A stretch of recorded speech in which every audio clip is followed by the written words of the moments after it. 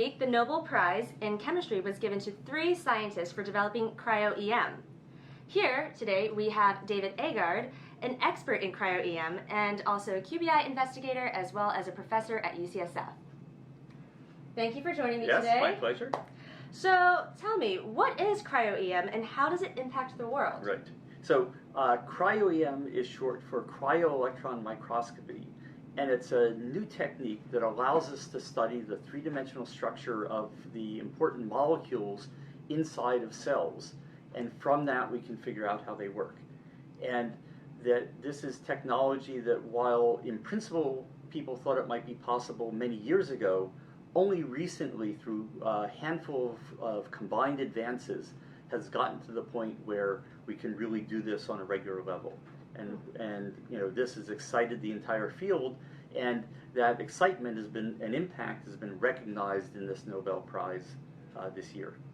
Great. And tell me, how does this lead to treatment or cures? Yeah.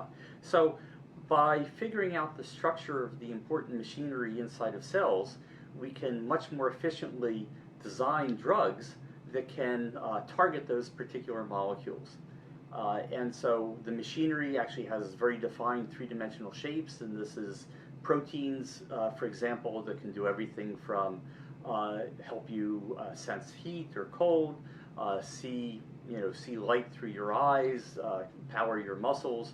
All of that sort of functionality is done by protein machines, and the ability to manipulate that with things that you take can help cure a particular disease in one particular area. Okay, cool. And tell us a little bit about your work. How do you use this in your lab? Yes. So Cryo-EM has become very important to our work, and that we've been studying the machinery inside of cells that actually helps the other machineries function. And so they're called chaperones because they help the other machines get into their proper state, but then don't bother them too much once they're there. And so this wouldn't have been possible by any other method to understand their structure and function without using Cryo-EM.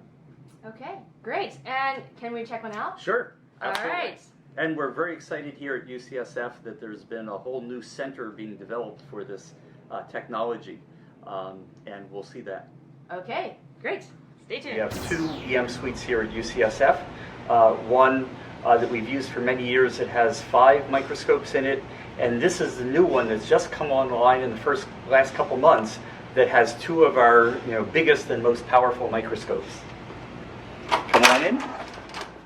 Microscopes. They're called Krios machines, Cryo for cold, and that within these huge boxes that are about 14 feet tall is where the sample gets loaded, and the microscope then takes pictures of that, and those pictures are then all processed by computers in order to generate the three-dimensional structures of the molecules.